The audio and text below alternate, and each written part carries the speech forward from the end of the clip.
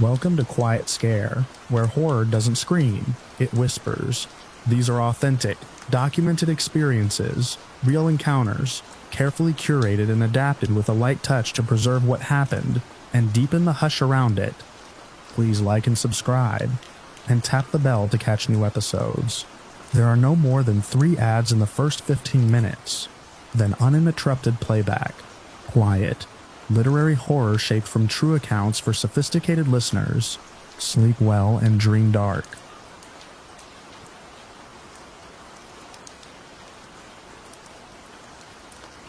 I pushed the warped basement door open with my shoulder and felt the stale air slide out around me like breath from a sealed jar. Places like that building are why I started urban exploring in the first place. The upper floors were already stripped bare, the windows boarded, the hallways dusty and quiet. But basements are where abandoned buildings keep their secrets. Old storage rooms, forgotten offices, locked doors no one bothers with anymore. The stairwell dropped into dim gray light leaking through narrow ground-level windows. Daylight filtered through the dirty glass in thin bars across the concrete floor. The air smelled like damp plaster and something faintly sweet. I stepped down the last stair and paused. My boots scraped across something soft. Not carpet, not dust. Wax, a pale smear streaked the concrete where my heel dragged. That was strange enough that I crouched and touched it. The material felt smooth and slightly tacky. It left a faint residue on my fingers. I wiped my hand on my jeans and scanned the basement. The space was bigger than I expected. Rows of old storage shelves ran along the walls. Rusted pipes crossed the ceiling. At the far end sat a single wooden door that didn't match anything else down there. It looked newer. Clean edges. Fresh screws in the hinges. That was unusual in a place this neglected. Urban explorers get used to spotting the one thing that doesn't belong. I walked toward it. The floor felt uneven under my boots. More patches of wax streaked across the concrete, as if something had been dragged repeatedly across the room. The wooden door stood slightly open. I pushed it wider. The smell hit first. Warm wax.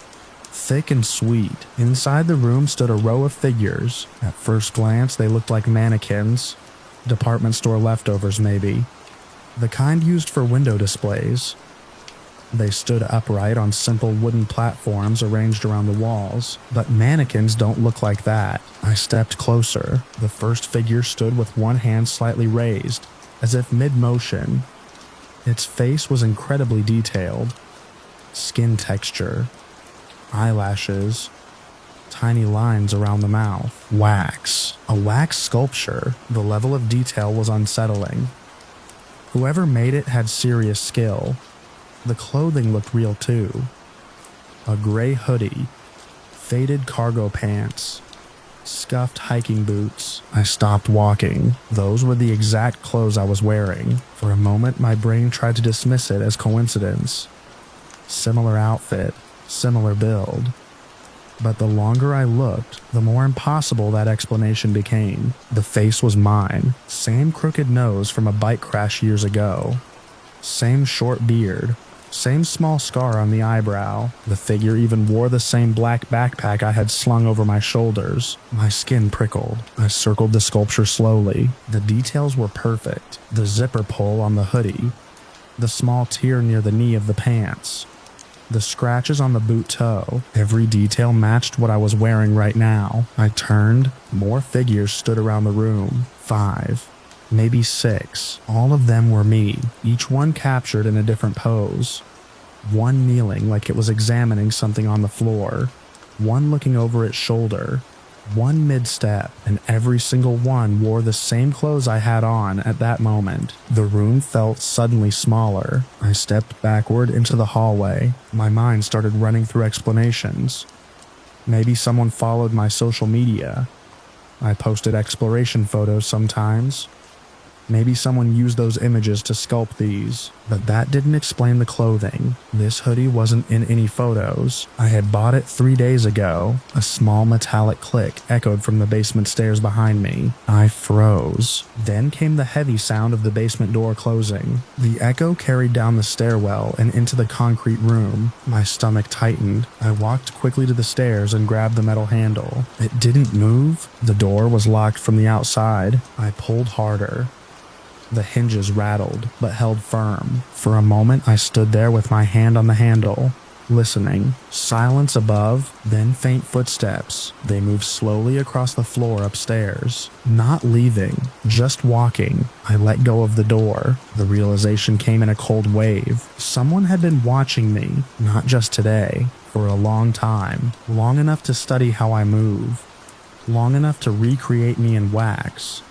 Long enough to know exactly what I would wear today. I turned back toward the room. The wax figures stared silently under the dull basement light. Each one captured a different moment, a different pose, a different angle of my face. The skill involved was terrifying. The sculptor hadn't worked from random photos. These were observations from life. Close observation, watching, following, recording every detail. The sweet wax smell felt heavier now. I stepped slowly back into the room. The figure closest to the doorway held a small flashlight in its hand. The same model clipped to my backpack strap. Even the tiny scratch on its lens matched mine. A faint noise came from somewhere above the ceiling. Movement. The sound drifted through the pipes and wooden beams. Someone walking across the floor above the basement room. Slow. Deliberate. They stopped directly overhead. I stared up at the ceiling. Dust floated lazily through the thin beams of daylight. For a moment, nothing happened. Then something new caught my eye. At the far end of the room sat a wooden table. I hadn't noticed it before. Tools covered the surface. Sculpting knives, metal loops, small brushes hardened with wax residue. Next to them sat a fresh block of pale wax about the size of a shoebox. And beside that block was a camera, mounted on a tripod, pointed directly at the center of the room. The lens aimed toward the spot where I was standing. The camera light was on, recording. My throat tightened. This wasn't just a collection. It was ongoing. The sculptor was still working, still documenting, still studying. A dull scrape sounded above my head. Then a heavy thud, something sliding across the floor upstairs. I imagined the person moving slowly through the building above me, checking windows, making sure the place stayed sealed, making sure I stayed here. My eyes drifted back to the wax figures. One stood near the back wall in a pose I didn't remember taking, its head tilted slightly upward. One hand raised toward the ceiling, almost like it was listening. I looked up again. The footsteps above began moving. This time they headed toward the stairwell, toward the locked door. The handle rattled once, not opening, just testing. The footsteps retreated again, leaving me alone in the wax-filled room. The silence afterward felt worse. I moved closer to the sculptures, studying them more carefully now. Each one had small marks carved into the wooden bases, dates, written in neat handwriting. The earliest one was from 8 months ago. The most recent was from 3 days ago. That was the day I bought this hoodie, which meant someone saw me wearing it almost immediately, saw me close enough to memorize every detail. My chest tightened as another realization settled in. The block of unused wax on the table, the camera pointed at the room, the empty platform near the center. That one had no figure on it yet, just a wooden base waiting in the middle of the floor. The camera lens stared at it and at me, waiting for the next pose, somewhere above the basement ceiling. Slow footsteps began circling the room again. The wax figure stood silently around me, while the daylight faded from the narrow windows, leaving the basement darker and darker as the person upstairs kept walking. And the camera kept recording, and the empty platform in the center of the room kept waiting for me.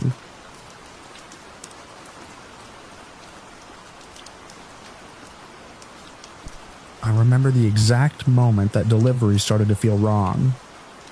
Not scary at first, just wrong in the quiet way something broken feels when you notice it too late. It was early evening, the last stretch of my shift, and I had already driven through most of the neighborhood twice looking for the address. My GPS kept insisting the house was there, tucked between two ordinary suburban homes that still had porch lights on and cars in their driveways. But the place in the middle didn't look lived in. I slowed the van and rolled past it once more. The yard was patchy and uneven, like it hadn't been cut in years. Boards covered the lower windows. The porch sagged a little toward the street.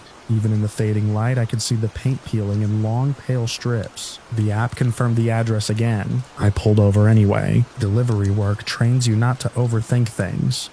People order food everywhere. Renovations happen. Maybe someone had just moved in and hadn't fixed the outside yet.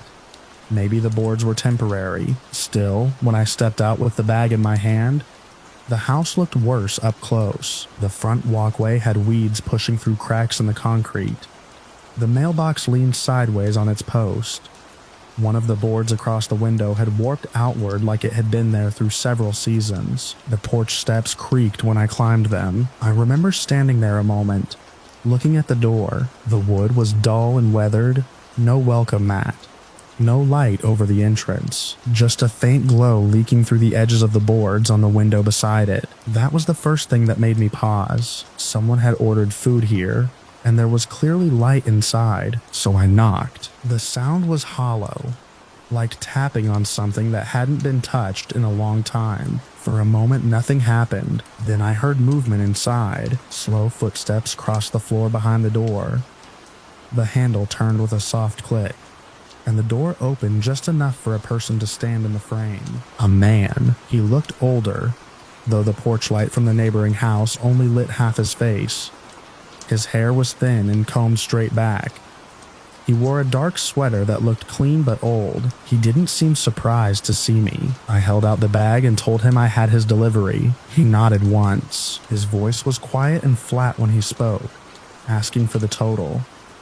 I told him the amount, and he disappeared for a second before returning with cash folded neatly in his hand. He passed it to me through the gap. His fingers were cold when they brushed mine. The inside of the house was dim behind him. I could see part of a hallway and the edge of a wooden table. Everything looked still and dusty, like a room that didn't get much air. He took the bag, gave a brief nod of thanks, and closed the door. That was it. Just another delivery. I walked back down the porch steps and headed for the van. The strange feeling lingered, but mostly in the way odd houses do when you work this job long enough. You see places people don't expect visitors to notice. Strange yards, quiet homes, windows with curtains that never move. I marked the delivery complete and started the engine. As I pulled away, I glanced once in the mirror. The house looked dark again. No glow in the windows, no movement, just the sagging porch and the boarded glass. I drove 2 houses down before someone waved from a driveway. An older woman stood near a car parked under a street lamp. She had been unloading groceries and seemed to be watching my van since I arrived. She stepped closer when I slowed. She asked if I had just delivered something to the house next door. I told her yes. Her expression shifted immediately. Not confusion, not anger, something closer to disbelief. She asked me to repeat the address. I did. She looked over at the house for a long second. Then she said that couldn't be right. The place had been empty for years. At first I thought she meant the previous tenants had moved out recently. That happens a lot. Apps don't always update right away, but she shook her head. Not recently. Years. She explained that the owners had left a long time ago and the house had been boarded up since. No utilities. No one living there.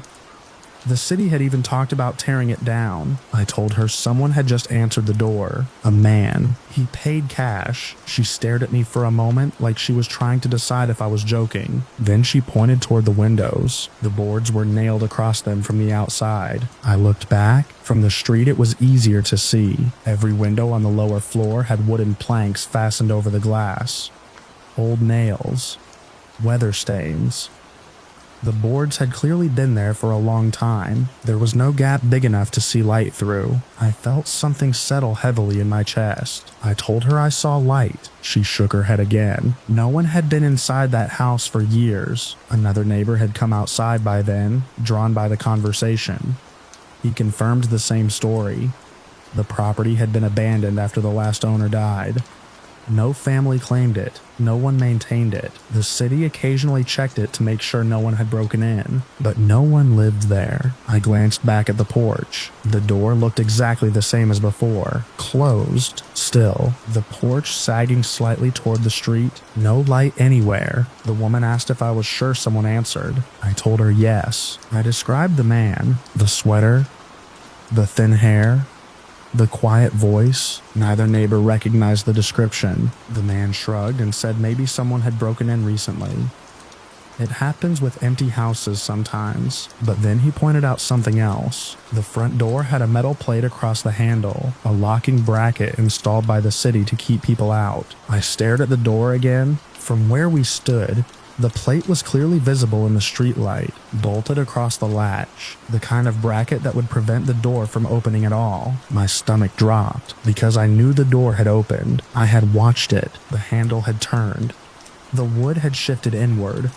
A man had stood there and taken the bag from my hands. The neighbors walked over with me. Up close, the bracket looked old and rusted into place. The door didn't move when the man next to me tried the handle. It stayed shut, solid. We stepped back onto the sidewalk. No one spoke for a moment. The woman finally asked what the delivery was. I checked the receipt on my phone. It was still in the app, a simple order.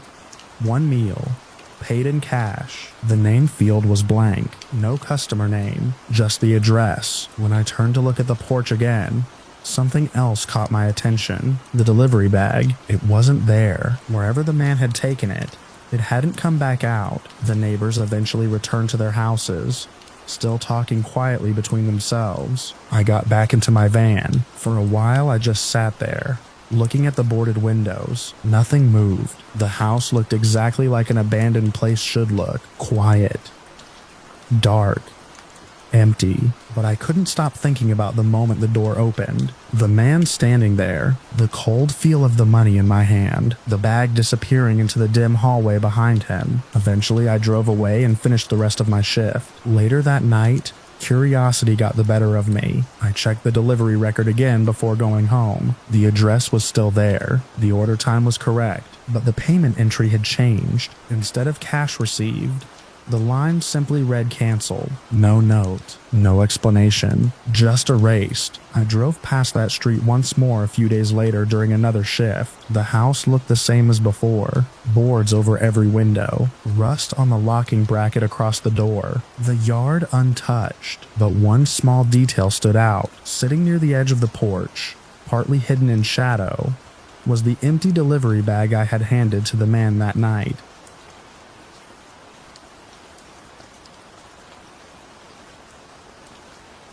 I was wiping dried cereal off the kitchen counter when I first noticed my daughter staring at the same empty corner again. Morning light filled the room through the back window, soft and ordinary.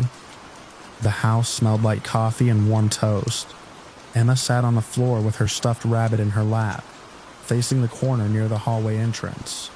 She wasn't playing, she was watching, her head tilted slightly, like she was listening to someone standing there. I dried my hands and leaned on the counter, observing her the way I often did. Being observant had always been my habit. It came from years of working in insurance investigations, where small details often mattered more than big ones. Emma nodded slowly toward the corner. Then she smiled. I crossed the kitchen and knelt beside her. "Who are you looking at?" She pointed without hesitation. "My friend." The corner held nothing but a narrow strip of wall and the shadow of a coat rack from the hallway. No movement, no sound. Kids talk about imaginary friends all the time. I had read about it before Emma was even born. It was normal, part of development, creativity, processing emotions. Still, I made a mental note of it. "What's your friend's name?" I asked. Emma's gaze stayed fixed on the empty space. "Thomas." The name didn't mean anything to me. I nodded and stood up, already moving on with the morning routine. Breakfast dishes, lunch boxes, school forms. Emma continued to glance toward the hallway corner every few minutes. That was the first day. The second thing I noticed was that Emma only spoke to Thomas during the daytime. Not morning specifically, not afternoon specifically, just whenever the sun was up. If evening came, she stopped mentioning him altogether. At first, the interactions were quiet. A glance, a small smile. Occasionally, she would whisper something under her breath. I caught fragments once or twice. She thanked him for something. Another time, she told him she liked the story. Kids imagine things. They fill silence with conversation. I told myself that several times. One afternoon, though, Emma said something that made me pause. We were sitting at the dining table coloring. Sunlight fell across the floor in bright squares from the windows. Emma suddenly looked toward the living room doorway, where that same corner was visible. Then she said, very casually, that Thomas liked the old watch. I asked what watch she meant. She pointed toward the hallway closet. I opened the closet and found nothing unusual at first.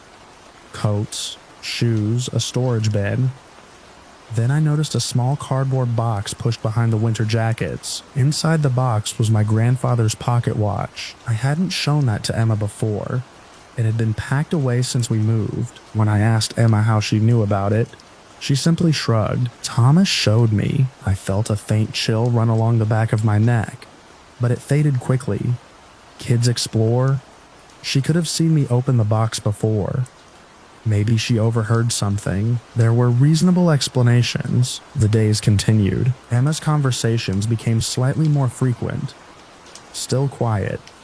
Still mostly one-sided from what I could hear, but occasionally she repeated things. Facts. One afternoon she mentioned that Thomas used to sit in the blue chair. We didn't own a blue chair. At least, not anymore. My mother had thrown it out years ago, after my grandfather died. Emma also said Thomas didn't like the cold basement steps because they used to creak. That detail stuck with me. Our basement steps did creak, but they had only started creaking recently. After the house settled, Emma had never spent time down there. I started paying closer attention. I didn't interrupt her when she spoke to the corner anymore. I simply watched. Her eyes would follow something that wasn't there. Occasionally, she nodded as if someone had finished speaking. Her expressions matched the rhythm of a conversation. Listening, thinking, answering. It would have been easy to dismiss if not for the details she repeated afterward. Small things, names, objects, stories about people she had never met. One Saturday afternoon, she told me Thomas said the apple tree behind the house used to be taller. That was true. It had lost half its height during a storm years before we bought the place. Emma could not have known that. I told myself, someone must have mentioned it. Neighbors talk. Family stories get repeated. Still, the pattern stayed in my mind. The real shift happened during a quiet afternoon when Emma sat cross-legged on the living room rug. She stared toward the corner again. Sunlight filled the room. Dust drifted slowly through the light. Emma listened for a long moment. Then she turned toward me. Thomas says you knew his daughter. The statement landed strangely. Who's his daughter? I asked. Emma thought about it. She's your grandma. I felt something tighten in my chest. My grandmother's father had died long before I was born. I knew almost nothing about him beyond a name and a photograph I'd seen once. What's Thomas look like? I asked carefully. Emma frowned, concentrating. He's tall. He has the watch chain. She pointed toward the hallway again. He stands there. I felt the familiar investigator instinct pushing me to test things. Verify. Check. Later that evening, I went to the storage room and opened the old photo box my mother had given me when we moved in. The photographs were mostly black and white family pictures. Weddings. Holidays. Faces I recognized and many I didn't. I sat at the dining table flipping through them. Emma wandered over. She climbed onto the chair beside me and watched quietly. After a few minutes, she leaned forward. Her finger landed on one photograph. That's Thomas. The picture showed a tall man standing beside a wooden porch railing. He wore suspenders and a vest.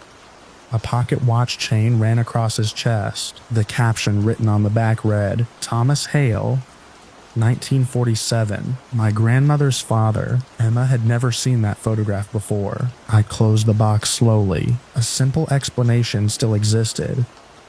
Maybe Emma guessed. Maybe she picked the photo randomly, but something about the certainty in her voice unsettled me. The next morning, I watched Emma more closely than usual. She was sitting near the hallway again. Sunlight poured across the floorboards. Emma tilted her head. Then she said something softly toward the corner. She paused, listened. Then she looked at me. Thomas says he used to live here. I felt a cold stillness settle in the room. This house? I asked. Emma nodded. He says the blue chair was near the window. That detail matched exactly where my grandmother had once told me the chair sat in her childhood home. The same house? Our house. I stood slowly and walked to the hallway corner. Nothing stood there. Just wall. Just quiet. Emma remained seated on the floor behind me. He's right there, she said. I stared at the empty space for a long time. Dust drifted through the sunlight. The house remained perfectly still. Later that afternoon, I returned to the photo box. I placed several old photographs across the table. Emma approached again. Without hesitation, she picked out the same image. Thomas Hale. Her finger rested on the picture. That's my friend. I asked her where he stood when he talked to her. She pointed again toward the hallway corner. Always the same spot. Always during the daytime. That evening, I looked up the original property records for the house. It took some digging, but eventually I found an early document listing the first owner, Thomas Hale. The realization settled slowly, like dust after a door closes. For several days after that, Emma stopped mentioning Thomas. She still played in the living room, still colored at the table, but the hallway corner stayed quiet. No smiles, no whispered responses, nothing. A week later, I passed the corner while carrying laundry and noticed Emma standing there. She wasn't speaking. She simply stared at the wall. Is your friend there? I asked. Emma shook her head. No. Where did he go? She looked up at me with the calm expression children have when something seems obvious. He said he just wanted you to know he was real. Emma turned and walked back toward the living room. I remained in the hallway for a long moment, looking at the empty space where she had been pointing all week. The corner held nothing, just a quiet wall in a narrow strip of afternoon sunlight. But when I passed the dining table later that evening, the photograph I had left in the box was no longer inside. It sat alone on the table, face up, the picture of Thomas Hale standing on the porch with the watch chain across his vest, and the hallway corner behind me felt suddenly occupied.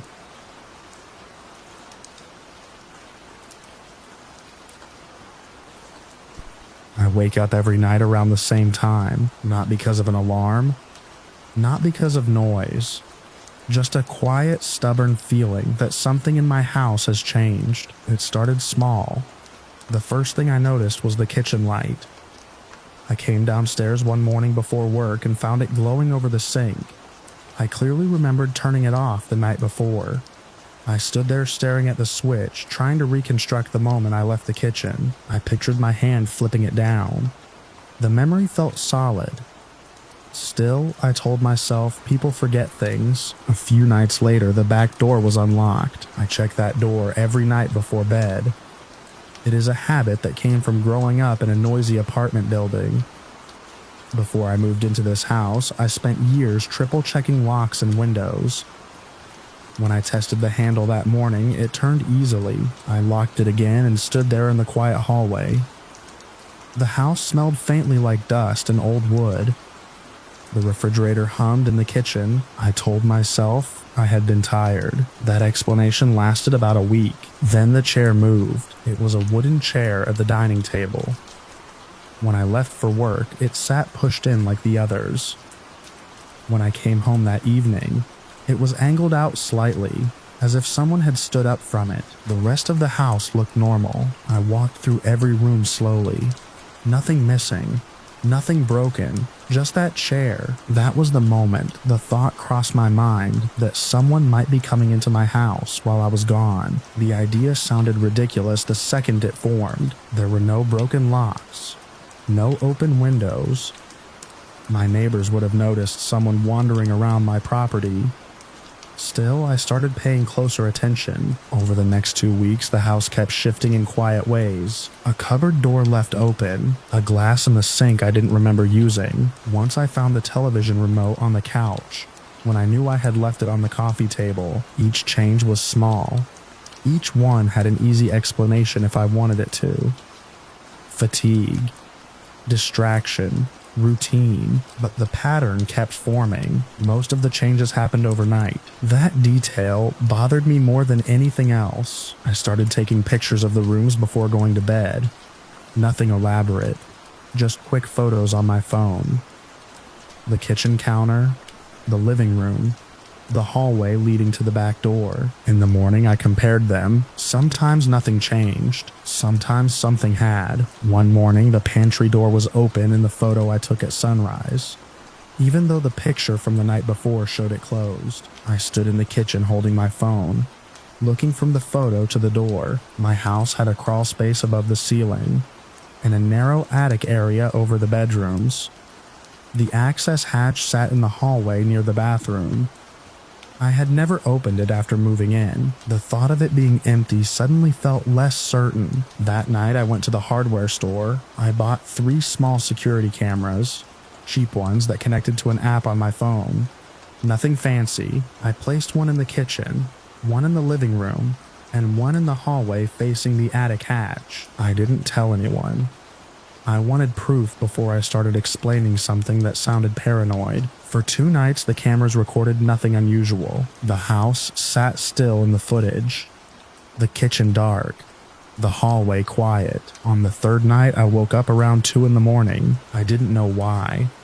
My room was silent, except for the air vent whispering above the door. I lay there staring at the ceiling for a while before checking my phone. The camera app had a notification. Motion detected in the hallway. My stomach tightened immediately. I opened a clip. The video showed the hallway exactly as I had left it.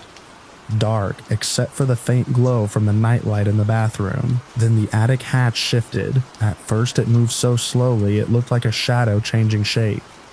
The panel slid aside just enough to create a narrow gap. A hand appeared, thin, pale, slow. The fingers gripped the edge of the opening and pulled. The hatch lowered without a sound. A man climbed down into my hallway. He moved carefully, testing each step of the ladder that hung from the hatch frame. His clothes were dark and loose. His hair looked tangled and uneven. He paused at the bottom and listened. The camera angle showed only part of his face, but I could see his eyes scanning the hallway. He stepped down onto the carpet. Then he walked toward the kitchen. My chest felt hollow as I switched to the kitchen camera. The video showed him entering quietly and opening the refrigerator. He stood there for a long time, eating with his hands. Bread, leftover chicken, whatever he could grab without making noise. After a while, he sat at the table. He leaned back in the same chair I had found pulled out earlier that week. He stayed there for almost 10 minutes, just sitting. Then he stood up and walked down the hallway toward my bedroom. I felt something inside my body drop. The bedroom camera hadn't been installed yet. I had only bought 3. The hallway camera picked him up again a moment later. He stopped outside my door. He didn't open it. He simply stood there, watching. After several seconds, he turned away and went back to the ladder. He climbed into the attic slowly and pulled the hatch closed above him. The hallway went still again. I didn't sleep for the rest of the night. Morning arrived slowly through the blinds. I kept replaying the clip over and over, hoping I had misunderstood something. But every time I watched it, the same quiet movement unfolded. Someone had been living above my ceiling, and he came down every night. Around noon, I called the police. I showed them the video when they arrived. 2 officers watched the footage twice without speaking. They asked how long the activity had been happening. I told them about the lights, the chair, the unlocked door. They nodded in the calm way people do when they are already forming a plan. One of them asked where the attic hatch was. We walked to the hallway. The house felt smaller than usual. The officer pulled the ladder down slowly. Dust drifted through the air when the hatch opened.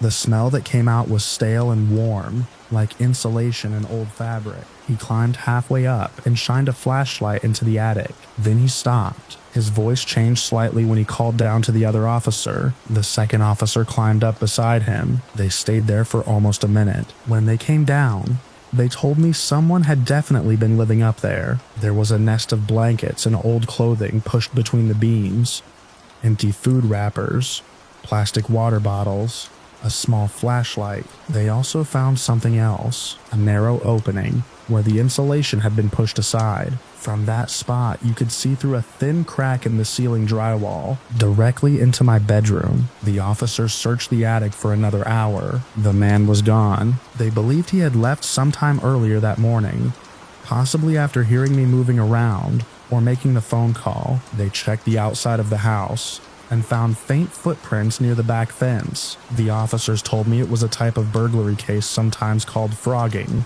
Someone secretly living inside another person's home without their knowledge. They said it happened more often than people realized. The idea sat in my mind like a weight. Someone had been above me every night, listening to me move through the house, watching through that narrow crack in the ceiling. The police filed a report and told me to stay somewhere else for a few nights while they checked the area. I spent that evening at a friend's apartment across town, but before leaving my house, I walked through each room once more. Everything looked normal again. The kitchen light was off. The chair sat pushed neatly under the table. The hallway hatch remained open where the officers had left it. The attic above it looked empty. Still, I couldn't stop imagining the quiet space above my ceiling.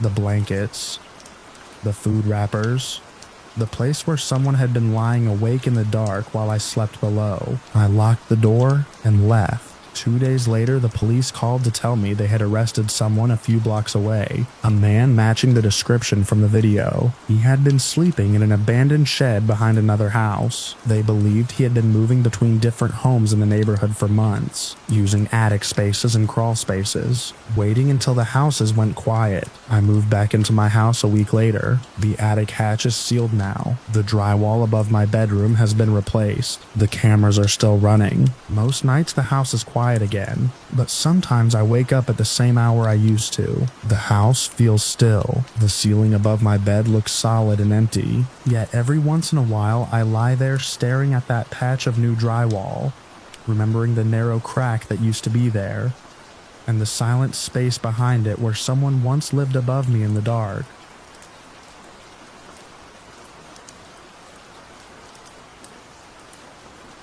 The first thing I noticed was the elevator doors closing on someone who never arrived anywhere. It was a little after midnight, the slow stretch of the shift, when the office building settles into a kind of mechanical sleep. The HVAC hums steadily through the ceiling. The cleaning crew has already finished their floor, and the only movement usually comes from the occasional car passing outside the glass lobby doors. I sat in the security room behind the reception desk watching the bank of monitors, half-focused the way you get after hours of nothing happening. Our building has 16 floors and 4 elevators. The cameras show every angle, the lobby, each elevator car, and the hallway outside the elevator bank on every floor. It's routine to watch them. People forget badges, cleaning staff ride between floors. Sometimes an employee comes back late for a laptop they forgot. That night, the lobby camera showed someone step inside from the street. It caught my attention because the building had already locked down. The doors require a badge after 10. Whoever came in didn't swipe. They just appeared on the camera. Already inside the lobby, walking toward the elevators, I leaned closer to the monitor. The figure looked normal at first glance. Average height, dark coat, head slightly down the way people walk when they're focused on getting somewhere. But the camera outside the doors hadn't shown anyone approaching. I rewound the footage a few seconds. The frame showed the empty sidewalk, then the doors. Then, suddenly, the person was already halfway across the lobby floor. I told myself the system probably skipped a frame. Cameras do that sometimes when the network hiccups. The person walked straight to elevator 3. The hallway camera showed the doors slide open. The figure stepped inside. The doors closed, and then nothing. Normally, when someone takes an elevator, you see the car indicator change on the control screen beside my monitors. It lists each elevator and the floor it stops on. Elevator 3 stayed on the lobby line. 10 seconds passed. 20. No movement. I tapped the keyboard and pulled up the internal camera from inside the elevator car. The elevator was empty. The stainless steel walls reflected the overhead lights. The floor was clear. No coat. No person, no movement, but the panel beside the doors showed the red emergency button lit. I sat there staring at it, trying to line up what I had just watched. Someone walked into the elevator. Now the elevator was empty, and the emergency button was pressed. The control system still showed the car parked at the lobby. I stood up and stretched, more out of habit than fear. Weird things happen on night shifts. A lot of it ends up being equipment glitches. Still, protocol says you check anything involving an emergency button. The elevator bank was about 20 yards from the security desk. The building lights were dimmed to night mode, so the lobby had that bluish glow from the ceiling fixtures. Elevator 3 sat with its doors closed. The call button beside it was dark. I pressed it, the doors slid open. The car inside looked exactly like it had on the monitor. Clean floor, no one inside. Soft fluorescent light overhead. The emergency button on the control panel glowed red. I stepped in and looked around. The air smelled faintly like metal and floor cleaner. No sign anyone had been there. I pressed the reset on the emergency button. The light went dark. The elevator didn't move. I rode it up one floor just to confirm the system worked. It moved normally. Doors opened. Empty hallway. Everything quiet. I wrote it back down and returned to the security desk. That should have been the end of it, but I kept thinking about the camera footage, so I pulled up the recording again. The system logs everything by timestamp. I rolled it back to the moment the figure appeared in the lobby and watched carefully. The person entered the frame halfway across the floor again. No door opening. No entry from outside, just there. They walked to the elevator and stepped inside. This time I watched the elevator's internal camera simultaneously. The moment the doors closed, the person was visible inside the car. The camera angle caught them from the corner near the ceiling. Their face wasn't clear. The resolution is decent, but the lighting inside the car makes shadows under the eyes and chin. They stood facing the control panel for a moment. Then they slowly turned their head upward, directly toward the camera. That was the moment I felt the first real chill. People rarely notice those cameras. There's small black domes in the corner. Even when they do, they usually glance past them. This person stared straight into it. Not a quick glance, a steady look. I paused the video and zoomed in. The image became grainy when enlarged, but the face was still visible enough to see the eyes. Wide, focused, almost curious. I let the recording continue. The person raised one hand and pressed the emergency button. The red light came on. They kept looking up at the camera, and then the image did something I've never seen before in years of security work. The person faded, not like they stepped out of frame, not like a video glitch where the picture jumps. They simply became less visible, frame by frame. First the coat lost detail, then the outline of the shoulders blurred, then the face thinned into the background reflection of the steel wall. Within 2 seconds the elevator was empty. I watched the footage again and again. Each time it happened the same way. Someone walked in, looked at the camera, pressed the emergency button, faded out. I checked the system logs. No floor requests were ever made.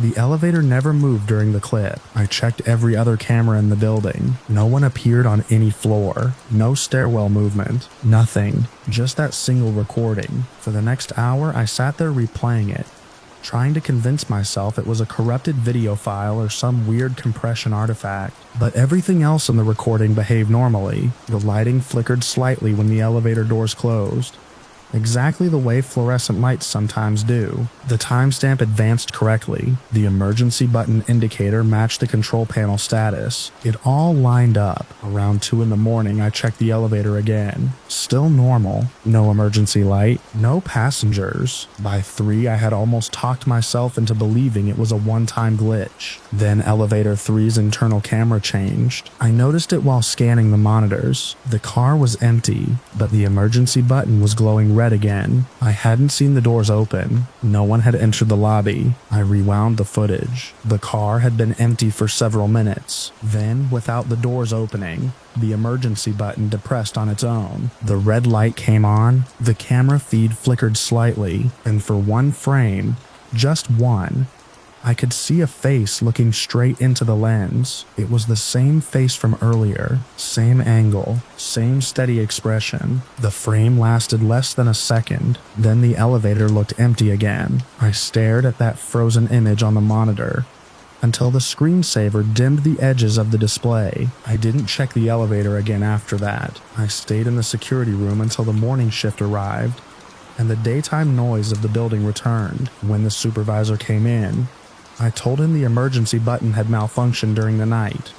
Maintenance later reset the system and said everything tested fine. The footage should still be stored on the server, but when I tried to pull it up the next night, the timestamp window where it happened had been overwritten. The system archives automatically after a day. Now the only thing left is the live camera feed. Every night I still watch the elevator monitors during the quiet hours. Most of the time nothing happens, but once in a while the internal camera of elevator 3 flickers for a moment, and when it does, the emergency button lights up red even though no one is inside. I never go check the elevator anymore. I just watch the monitor and wait for the light to turn off again.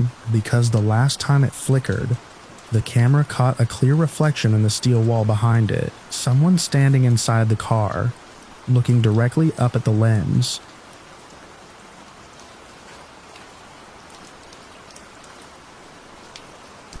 I found the camera during the slowest hour of the night shift, the time when the city feels like it's holding its breath. I worked maintenance in a downtown office tower that never fully slept. The cleaning crews rotated through the upper floors.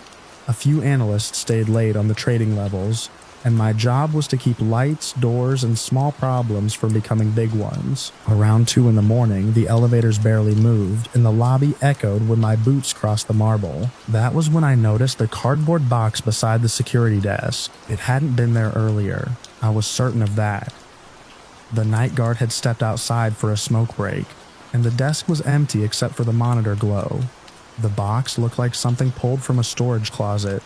Creased edges, tape half peeled back. Inside was an old Polaroid camera, not the modern kind you see in gift shops. This one was bulky, yellowed plastic with a cracked strap and a weight to it that made it feel older than the building. A small stack of film cartridges sat underneath it, still sealed in thin foil. I turned the camera over in my hands.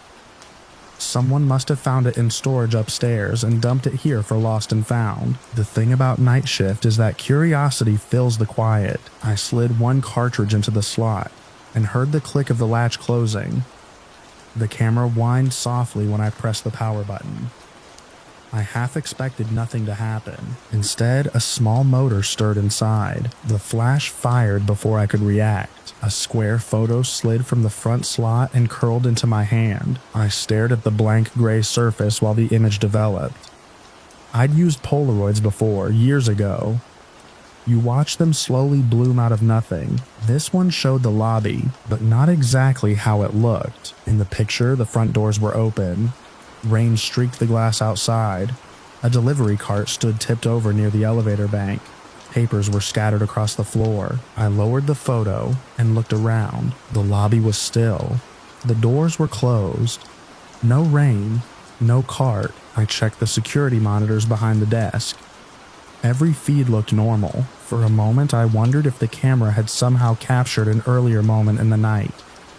Maybe something the cleaning crew had already cleaned up. Then the wind hit the doors. A sudden gust shoved them inward with a hollow thump. Rain slapped the pavement outside.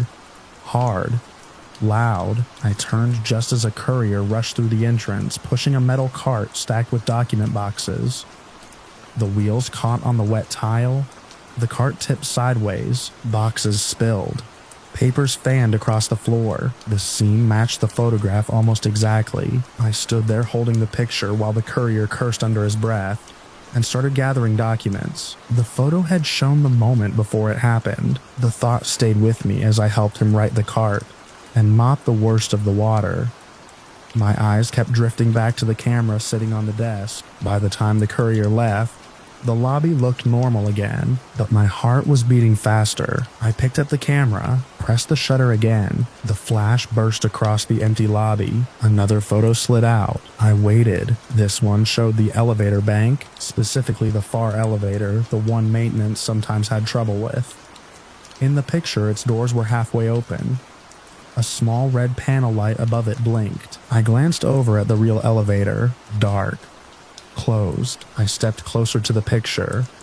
The angle looked like it had been taken from where I was standing now. Then the elevator chimed. A soft mechanical ding echoed through the lobby. The door slid open halfway. The red service light above the frame flickered on. I didn't move for several seconds. 2 photos. 2 moments. Both showing something just before it happened. I looked back at the camera. There was still film in the cartridge. I told myself it was a coincidence. Some strange timing. Maybe the camera had a delay I didn't understand. Still, my hands felt tight when I raised it again. The flash went off. The photo emerged. I almost dropped it. The image was darker than the others, like the camera had struggled with the lighting. But the details were clear enough. It showed the side hallway that led to the maintenance stairwell, and in the center of the frame was me. I was standing near the stairwell door. My back was turned to the camera. Above me, a large rectangular ceiling panel had fallen open.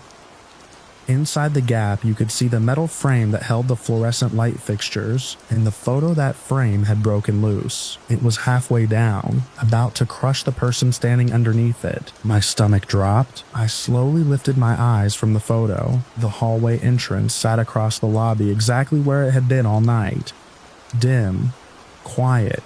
Nothing unusual, but the picture in my hand showed something that hadn't happened yet. The camera was warning me, or showing me something I couldn't change. I walked toward the hallway anyway, carefully. Every step felt louder than it should. The overhead lights buzzed softly. The air smelled like dust and old wiring. The stairwell door was 20 feet ahead. I stopped halfway there. The photo showed me closer to the door than this, which meant the moment hadn't happened yet. I looked up. The ceiling panels were arranged in a neat grid. White squares resting in metal frames. Nothing looked loose. Still, the image in my hand showed the panel above the door broken open. I took another step forward. Then I stopped. Something small shifted above me. A faint metallic click. I stepped back immediately. The sound came again. The ceiling grid above the door sagged. A corner of the panel slipped downward. I moved farther back into the lobby. The next sound was louder. The panel dropped completely. Behind it, the heavy metal housing that held the fluorescent fixture lurched loose from its bracket. It fell straight down. The crash shook the hallway floor. Metal slammed into tile with a violent bang. Dust burst into the air. One of the light tubes shattered inside the housing with a sharp pop. If I had been standing where the photo showed me, it would have landed directly on my head. I stayed where I was, breathing hard. The building was silent again, except for the faint rattle of the damaged fixture. Slowly, I looked down at the picture. It matched the aftermath perfectly. The fallen housing. The broken panel. Except for one difference. In the photo, my body was underneath it. I folded the picture in half without thinking. The camera was still hanging from my wrist. For a while, I just stood there staring at the hallway. My brain kept replaying the image of the metal frame dropping from above. Then a thought pushed through the shock. The camera had shown the future, but the future in the photo didn't happen. Because I moved, I walked back to the security desk and set the camera down. The lobby felt different now. Every shadow looked sharper. Every sound seemed important. There were still several shots left in the film pack. Part of me didn't want to touch it again, but another part needed to know. I picked it up, aimed it toward the front doors, pressed the shutter. The flash lit the empty lobby. A new photo slid out. As the image developed, I felt a strange tension in my chest. The picture showed the street outside the building. A city bus was passing through the intersection, and near the curb, just outside the entrance, someone stood on the wet pavement. The figure looked like me again, only this time the danger wasn't falling from above. Headlights were coming fast from the left, a car turning the corner, too fast for the slick road. In the photo, the bus blocked part of the view, but the angle was clear. The car was about to jump the curb, and the person standing there wasn't going to see it coming. I lowered the photo slowly. The front doors were closed. Outside, the intersection was empty. For the rest of my shift, I stayed away from that curb, and every time the camera sat in my hands, I kept wondering how many futures it could show before the film ran out, because one thing bothered me more than the falling light fixture. The photo that showed my death had still existed even after I avoided it, which meant somewhere, somehow, that version of me had already happened.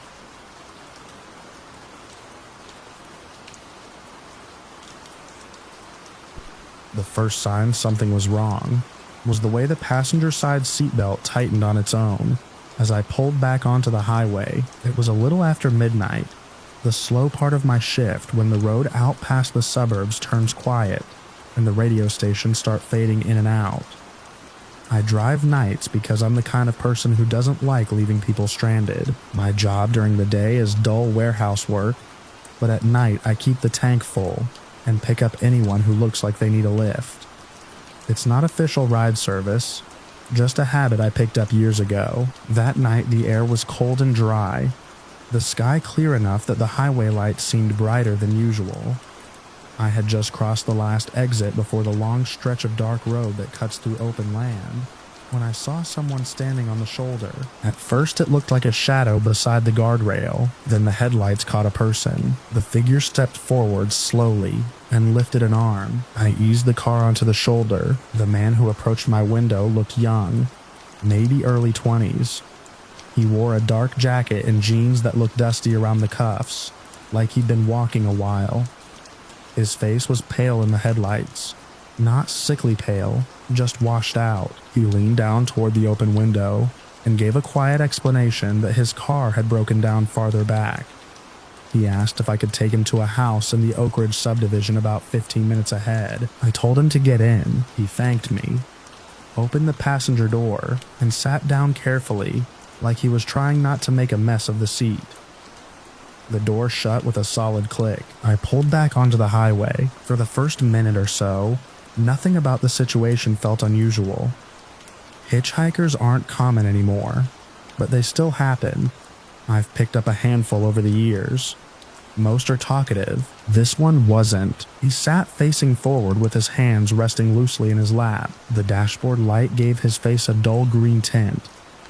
I noticed his hair was damp, like he had walked through mist or light rain. Though the night outside was dry, I asked him if the car trouble had happened recently. He answered in a calm voice that it had stopped working earlier that evening, and he had tried to call someone but couldn't get a signal out there. He gave me the address again, one of those long suburban street names, and said it belonged to his parents. The road stretched ahead of us in long, empty lines. After that, he went quiet. At first I assumed he was tired. The highway hummed under the tires. My headlights slid over the reflective markers and the occasional road sign. Every few miles another exit sign passed, glowing green and then vanishing behind us. I glanced over at him once or twice. He sat perfectly still, not sleeping, just staring forward. Something about that stillness started to feel strange after a while. Most passengers shift around, or check their phone, or look out the window. This guy didn't move at all. About halfway to the subdivision, I noticed the temperature inside the car had dropped. The heater was still running, but the air felt thin and cold around my hands on the wheel. I reached over and turned the dial up a little. Out of the corner of my eye, I saw the passenger's head tilt slightly toward the window. Then he leaned back again. No words. No movement after that. We left the highway at the Oak Ridge exit. Streetlights replaced the darkness of the open road, forming a steady pattern across the pavement. The houses in that area sit close together, identical roofs and driveways repeating down every block. I followed the directions he had given earlier. Right turn, straight through a stop sign. Another left. The subdivision was completely quiet. Most houses had their lights off. A few porch lamps glowed softly near the front doors. Sprinklers ticked somewhere in the distance. I slowed. As we reached the street he had named, the address numbers on the mailboxes reflected in my headlights as I rolled forward. Halfway down the block I saw the number he'd mentioned. I pulled up in front of the house. It was a 2-story place with a wide porch and a single light above the garage door. The yard looked neat and well kept. I shifted the car into park. "Looks like this is it," I said. No response. I turned my head. The passenger seat was empty. For a moment, I thought he had leaned down to grab something from the floor, but the seatbelt hung loose against the door. The seat itself was completely vacant. The door was still closed. I checked the back seat. Nothing. My stomach tightened. The car had never stopped moving since he got in. There had been no sound of the door opening. No rush of air. No shift in the weight of the car. I pushed the door open and stepped out. The street was silent. I walked around the car and looked down the sidewalk in both directions. The pavement stretched empty under the streetlights. No one walking. No one running away. The passenger door was still shut exactly the way he'd left it. I opened it slowly. The seat was cold. Not cool from the night air. Cold in a deeper way. Like the fabric had been sitting outside all evening. I closed the door and stood there a long moment staring at the quiet house. Eventually I walked up the driveway. The porch boards creaked faintly under my shoes. The light above the door flickered once as I reached for the bell. Inside the house I heard movement. A few seconds later the door opened. An older woman stood there wearing a robe and holding the door frame like she'd been half asleep before answering. I explained quickly that I had given someone a ride and believed he lived there. I described the young man. Her expression changed slowly as I spoke. The tired look left her face. Something heavier replaced it. She asked me to repeat the description, so I did. Same jacket. Same pale face. Same quiet voice. The woman didn't say anything for several seconds. Then she told me to wait. She stepped away from the door and disappeared down the hallway. I heard a drawer open somewhere deeper in the house. When she returned, she held a framed photograph. She turned it toward the porch light. The picture showed the same young man who had been sitting in my passenger seat. Same hair, same narrow jaw, same calm expression. The photograph had a black ribbon tucked into the corner. The woman explained in a quiet voice that her son had died several years earlier. A car accident, late at night, just off the highway, not far from where I had picked up the hitchhiker. For a long moment, neither of us spoke. The porch light hummed softly above us. Finally, she thanked me for stopping for him, though her voice carried the tone of someone speaking about a memory rather than a ride that had just happened. I walked back to my car. The interior light glowed faintly when I opened the door. The passenger seat looked exactly the way it always did, except the seatbelt was still drawn tight across the cushion, as if someone had been sitting there a moment earlier. I drove away slowly. When I reached the end of the street, I checked the passenger seat one more time. Empty. The heater had finally warmed the air again, but the fabric still held a faint cold patch under the seatbelt. Sometimes during late shifts I take that same stretch of highway again. The road looks ordinary every time. Same guardrail, same long dark shoulder, but whenever I pass the spot where I first saw him standing there, I glance at the empty passenger seat beside me, just to make sure no one is sitting there quietly waiting for a ride home.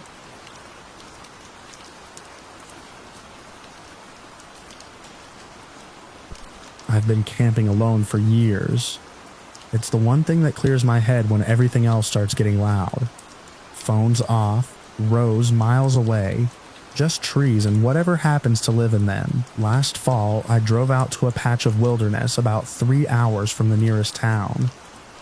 No marked campsites, no rangers, just a logging road that eventually dissolves into dirt and pine needles. I hiked in another mile or so before I found a small clearing beside a dry creek bed. It felt quiet in the way remote places do, like the world had ended everywhere else. I set up my small one-person tent before sunset. By the time darkness settled in, the woods had that thick black look where your flashlight beam just disappears between the trees. I cooked a small meal on my camp stove, packed everything away, and crawled into my sleeping bag. For the first couple hours, it was peaceful, just wind moving through branches, and the occasional distant snap of a twig. Animals exist out there, obviously, deer, raccoons, maybe a bear, but the forest usually makes sense. You can hear the rhythm of things. Sometime after midnight, I woke up, not suddenly, slowly, the kind of waking where your brain senses something wrong before you fully realize you're awake. At first I thought it was the wind. Then I heard breathing. Not mine. It was outside the tent. Deep, Wet, heavy breathing. The sound circled the tent slowly, like whatever it was had its nose low to the ground. I stayed completely still inside my sleeping bag. My heart was hammering so hard I could hear it in my ears. I told myself it was probably a deer, maybe a bear, but the breathing sounded wrong. Too slow, too deliberate, and too close. The thing stopped directly beside my head. I could hear air pulling into lungs, then pushing back out again through what sounded like a long nasal passage. The tent fabric shifted slightly as warm breath brushed against it. I didn't move, not even an inch. Then it started walking again. Slow, deliberate steps around the tent. Crunch, crunch, crunch. Whatever it was had weight to it. Each step pressed deep into the dirt and pine needles. It completed a full circle around my tent before stopping again near the foot. The breathing got louder. Then the tent moved, just slightly. Something on the outside leaned against it. The thin nylon wall bowed inward until it was only a few inches from my legs. My brain was screaming at me to unzip the tent and run, but there was nowhere to run to. The forest outside was pitch black, and whatever was leaning on the tent was already between me and the open clearing. I could hear it sniffing now, slow inhales against the fabric. Then something brushed along the outside of the tent. Not claws, not paws, more like a long surface sliding over it. The tent wall pushed inward again. Farther this time. The pressure stopped right before touching my feet. Then it slowly pulled away. I stayed frozen. The breathing moved again, circling. Another full loop around the tent. Then another. Each time it got closer. Each time the breathing sounded more curious, like it was studying something it didn't fully understand. At one point, the thing stopped beside my head again. I could hear its nose pushing against the fabric. The tent wall dimpled inward until it was maybe an inch from my face. I didn't breathe. I swear I could hear its nostrils pulling in the air inside the tent, through the mesh vent. Then it exhaled. Hot breath washed across the side of the tent. The nylon fluttered softly. I was sure that was the moment it would rip through, but it didn't. Instead, it stepped away again, more slow circling. At some point, I realized something that made the whole situation worse. I never heard leaves brushing its body, no branches snapping above ground level, only the steps, only the breathing, like the thing circling my tent was lower to the ground than it should have been for something that heavy. After maybe 20 minutes, or maybe an hour, time felt completely broken. The steps stopped. The breathing faded slowly into the woods. I stayed exactly where I was. I didn't unzip the tent. I didn't check outside. I just lay there in the dark, staring at the fabric above me, until morning light finally started leaking through the trees. When the sun came up, the woods looked normal again. Birds were chirping. Wind moved through the branches. For a moment, I almost convinced myself it had been a dream. Then I opened the tent. The ground around my campsite was soft dirt from the dried creek bed, perfect for holding tracks. There were prints everywhere. They circled the tent over and over again in tight loops. At first, I thought they might be bear tracks, but the shape was wrong. Each print had 3 long, forward-pointing impressions. Not claws, not hooves. Long, deep, almost like fingers pressed into the ground. The spacing between them didn't make sense either. Some of the prints were nearly 4 feet apart, and the strange thing was how close they came to the tent. Several of the tracks stopped inches from where my head had been while I slept, like the thing had been standing there for a while, looking down, studying the thin wall between us. The loops around the tent were so tight that in some places the prints overlapped each other dozens of times, like the creature had been pacing while thinking about something. What bothered me most was the last set of tracks. They didn't lead away into the woods. They went toward the dry creek bed, and then they just stopped. No exit trail, no drag marks, no disturbance in the gravel beyond that point. Just a final set of 3 long impressions in the dirt, and nothing after that. I packed my gear faster than I ever have before. Before leaving, I walked the perimeter one more time just to make sure I wasn't imagining things. That's when I noticed something else. On one side of the tent, right where the fabric had pushed inward toward my feet, The dirt was compressed in a long curved shape, like something large had been lying there, pressing its weight against the tent, listening, breathing, waiting. I still camp alone sometimes, but I don't go back to that area anymore. And every once in a while, when I'm trying to fall asleep in a tent deep in the woods, I'll hear wind brushing across the fabric, soft, slow, almost like something breathing just outside the wall.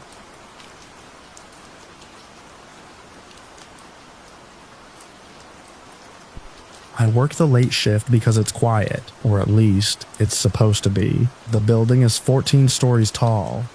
One of those older apartment complexes built in the late 70s, the kind with thin carpet in the hallways and windows that whistle when the wind pushes through the cracks. I moved into Unit 1008 about 4 months ago, after my last roommate bailed and left me scrambling for something cheap. It's just me up there most nights. I work from home doing data entry for a medical billing company, so my schedule drifted later and later until I basically live on a nocturnal cycle. Midnight to 4 in the morning is when I'm most productive. The city quiets down, the traffic fades, even the people in the building stop slamming doors. That's why the tapping stood out. The first night it happened, I assumed it was the wind. Tap, tap, tap. It was faint, almost polite, like someone lightly touching the glass. I looked up from my laptop and stared at the bedroom window across the room. The curtains were closed, but I could see the faint ripple of fabric shifting slightly. Branches, I muttered, except there are no trees near the 11th floor. Still, buildings make weird noises at night. Pipes expand. Frames creak. I ignored it and kept typing. Tap, tap, 3 taps this time. I remember pausing with my hands over the keyboard, listening carefully. Nothing. Just the quiet hum of my laptop and the distant buzz of an elevator motor somewhere down the hall. I shrugged it off. The second night, it happened again. Same rhythm. Tap, tap, tap. This time it was louder. Not loud enough to be aggressive, but loud enough that it didn't feel like the wind. I stood up and walked toward the bedroom. My apartment layout is simple. A small living room, kitchenette, bathroom, and a single bedroom. The window faces the alley behind the building. 11 floors up, the view is mostly rooftops and the blinking red lights on distant cell towers. The tapping started again as I reached the doorway. Tap, tap. I froze. It was definitely coming from the window, slowly. I stepped inside the bedroom and stared at the curtains. The tapping stopped. I waited there for maybe 20 seconds before pulling the curtain aside. Nothing. Just darkness and my faint reflection in the glass. The alley far below looked empty. No movement. No ladders. No scaffolding. The brick wall of the building stretched straight down to the dumpsters. I checked the window frame. No branches. No wires.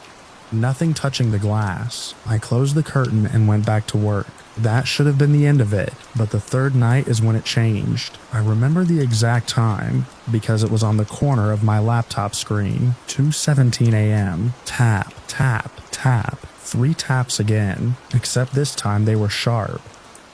Hard enough that the glass vibrated slightly. I felt my stomach tighten. The tapping came again. Tap, tap, tap. I stood up slowly. My bedroom door was open, so I could see the curtain moving slightly from the living room. The fabric shifted inward, like something was touching the glass from outside, and that's when the logical part of my brain started arguing with itself. 11 floors, no balcony, no fire escape, nothing outside that window except a sheer drop. I walked toward the bedroom anyway. The tapping continued the entire time I crossed the apartment. Tap, tap, tap. Each step I took made it feel louder, like whatever was outside knew I was coming. I stopped right in front of the curtain. The tapping stopped instantly. The room went dead quiet. I could hear my heartbeat in my ears. For a moment I considered just leaving it, going back to the living room, and pretending I didn't hear anything, but curiosity, or stupidity got the better of me. I grabbed the curtain and pulled it open. At first, I didn't see anything, just darkness. Then my eyes adjusted, and I noticed the hands, two pale hands gripping something just outside the frame of the window. My brain struggled to process what I was looking at, because those hands weren't floating. They were holding onto a ladder, a narrow metal ladder pressed against the side of the building, except that made no sense. There was nowhere for a ladder to stand, 11 floors up. The brick wall dropped straight down with no ledges and no ground support close enough to reach the window. Yet there it was, and someone was on it. The figure was crouched slightly below the window line, perched on one of the rungs like it weighed nothing. Its face was partially hidden by the edge of the window frame, but I could see dark hair hanging forward and the outline of a shoulder. It was looking into my room. I couldn't move. For a few seconds we were just there, me inside, them outside, then the head tilted upward, slowly, and the face came into view. I wish I could say I saw something monstrous, something clearly inhuman, that would have made it easier. What I saw looked like a person, a man, maybe, thin face, hollow eyes, skin so pale it almost reflected the faint glow from my laptop in the other room. But the expression was wrong. He was smiling, not a friendly smile, not even a threatening one, just a wide, patient grin, like he'd been waiting for me to look out. My chest felt tight. "How did you?" I started, before I could finish the sentence.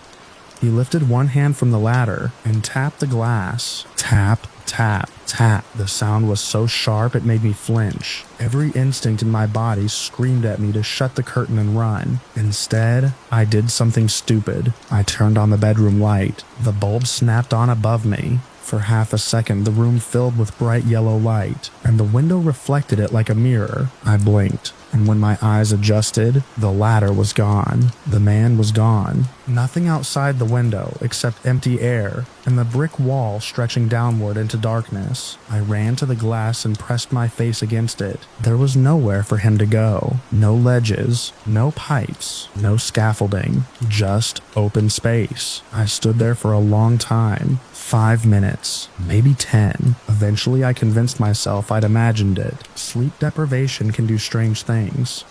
Hallucinations aren't impossible when you're running on 3 hours of rest and too much caffeine. That's what I told myself. Until the next night, 2:17 a.m., right on schedule. Tap, tap, tap. I didn't move this time. I sat at my desk staring at the bedroom doorway while the tapping echoed softly through the apartment. Tap, tap, tap. Slow, patient, like someone politely waiting to be let in. After about 30 seconds it stopped. The silence that followed felt heavier than the noise. I told myself not to look. I lasted maybe 2 minutes. Then I stood up and walked to the bedroom again. My heart was pounding the entire time. When I reached the curtain, I didn't open it immediately. I just stood there, listening. Nothing. Slowly, I pulled the curtain aside. The window was empty. No ladder. No man. Just darkness over the alley. I let out a long breath. Then I noticed something on the glass. 3 faint marks, right at eye level, like fingerprints, or maybe the smudges left behind from someone tapping. I stared at them for a long time before turning the light off and closing the curtain again. I still live in the same apartment, and most nights are quiet, but every now and then,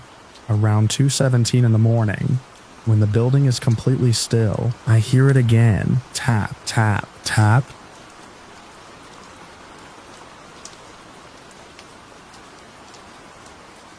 I started the midnight shift the same way I had for the last 6 years. Coffee from the vending machine that tasted like burnt plastic, and a slow walk through cell block C to make sure the locks were seated. The prison had been shut down since the late 80s, but the county still kept a skeleton security crew on site. Too many lawsuits, too much history. The building sat empty, but someone had to make sure nobody wandered in and got hurt, or stole something, or, as the older guards like to say, woke something up. I didn't believe any of that. My job was simple. Walk the grounds, check the doors, sign the logbook. The night I'm talking about was sometime around 2:15 a.m. I remember because that's when the place always felt the quietest. Not peaceful quiet, dead quiet. The kind where your footsteps echo too loudly and every hallway feels longer than it should. That night, my route included the chapel. The chapel was tucked into the oldest wing of the facility. Small stone room, stained glass windows that were so dusty they barely showed color anymore. Most guards hated that part of the route. They said the place gave them the creeps. Personally, I liked it. It was one of the only rooms that didn't feel like a cage. When I turned the corner down the chapel hallway, I noticed the door was already open. That was unusual. Procedure was to keep it locked since the roof had partially collapsed years ago. I slowed down as I approached, my flashlight beam sliding across the cracked floor tiles. "Hello?" I called out. My voice echoed off the stone walls. Inside the chapel, someone was standing near the altar. At first, I thought it was one of the other guards finishing their rounds early. The man wore the same dark security uniform we all did. Tall guy, broad shoulders. He had his back to me, staring up at the dusty crucifix hanging on the wall. "You beat me to it," I said, stepping inside. The man turned around. His face looked tired but calm. Late 40s maybe, short hair, clean shave. Something about him looked old-fashioned, but I couldn't place why. "Already finished this sector," he said. His voice sounded steady, like someone who had been doing this job a long time. "Really?" I said. "Supervisor didn't say anyone was ahead of me." He gave a small shrug. "Figured I'd save you the trouble." I glanced around the chapel out of habit. Nothing looked disturbed. Broken pews, dust, the same warped floorboards. "All clear?" I asked. "All clear," he said. For a moment, we just stood there. The air felt colder in that room than the rest of the building. Then he nodded toward the hallway. "Long night," he said. "Keep moving." Something about the way he said it sounded less like advice and more like a warning. I nodded. "Yeah. You too." I turned to leave the chapel. My flashlight swept across the doorway as I stepped into the hall. When I looked back inside, the chapel was empty. I walked back in immediately. The man was gone. There was no other exit. Just the door I was standing in. I remember feeling a strange pressure in my chest, like the air had suddenly gotten heavier. I checked the corners of the room with my flashlight, even looked behind the fallen pews. Nothing. Eventually I convinced myself he must have slipped past me while I stepped into the hallway. Maybe another guard messing with me. Still, something about the encounter stuck with me, especially his face. I finished the rest of my patrol and headed back to the security office around 3 a.m. The supervisor on duty, Mark, was flipping through paperwork when I walked in. "You run into anyone tonight?" I asked casually. He looked up. "Anyone?" "Yeah, one of the guards.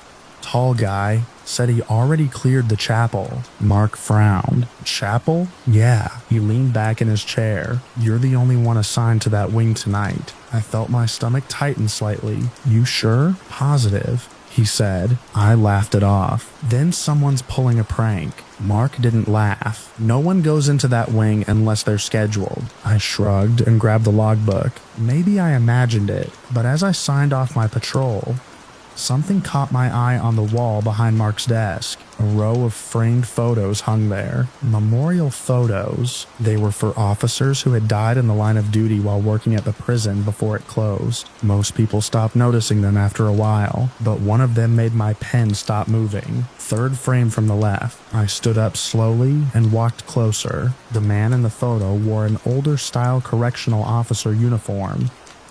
The picture looked like it came from the late 70s or early 80s. Short hair, clean shave, calm expression, the same face I had just spoken to in the chapel. "Mark?" I said quietly. He glanced up. "What?" I pointed at the photo. "That guy." Mark followed my finger. "That's Officer Daniel Mercer." My throat felt dry. "He still work here?" Mark stared at me for a moment before answering. "No." I kept looking at the photo.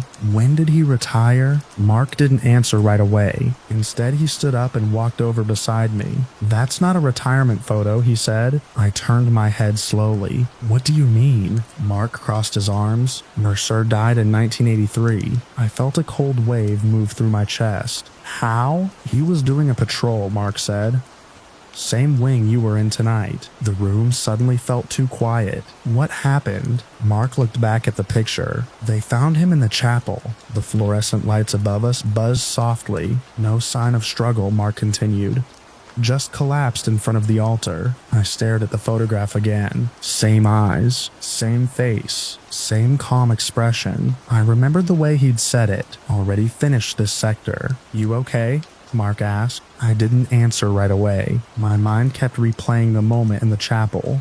The way he'd been standing under the crucifix like he belonged there. Yeah, I finally said, but I knew I wasn't. Before I left for the night, I looked at the memorial wall one more time. There was a small brass plaque under Mercer's picture. It read, Officer Daniel Mercer, 1961-1983, end of watch, October 17. Below the dates was a single sentence, still guarding the halls he once walked. I didn't patrol the chapel again for a few weeks after that, but eventually the route came back around. Same hallway, same cracked stone walls, same door. This time, when I pushed it open, the chapel was empty. No footsteps, no voices, just the old crucifix hanging above the altar. I checked the room carefully and turned to leave. Right before I stepped into the hallway, I heard something behind me, a voice, calm, steady, familiar, all clear. I didn't turn around.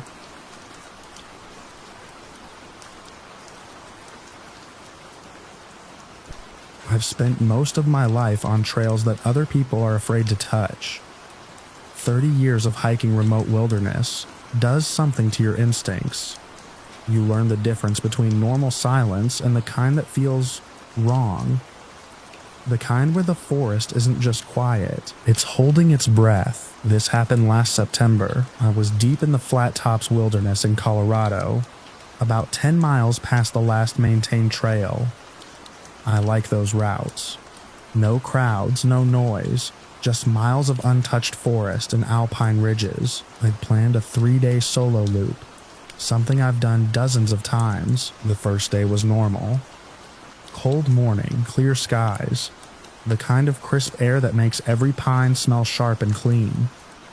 I moved steady, covering ground, following old animal tracks and dry creek beds instead of marked paths. By early afternoon, I noticed something strange. Smoke. Not fresh smoke, but the faint smell of something that had burned recently. It drifted through the trees in thin pockets. Out there, that usually means one thing. Another camper, but that didn't make sense. That part of the wilderness requires a long backcountry approach. It's not a casual overnight area. You either know what you're doing, or you get into serious trouble. Still, curiosity got the better of me. I followed the smell for maybe 15 minutes before I saw the campsite. At first glance, it looked normal. A small clearing beside a narrow stream. A fire pit made of stacked stones. A green 2-person tent set up beneath a pair of spruce trees. But the moment I stepped into the clearing, something about it hit me wrong. The campsite looked untouched, not messy, not abandoned the way people usually leave things after a storm or emergency. Everything was perfectly in place. A metal mug sat on a flat rock near the fire pit. A sleeping bag lay half unzipped inside the tent.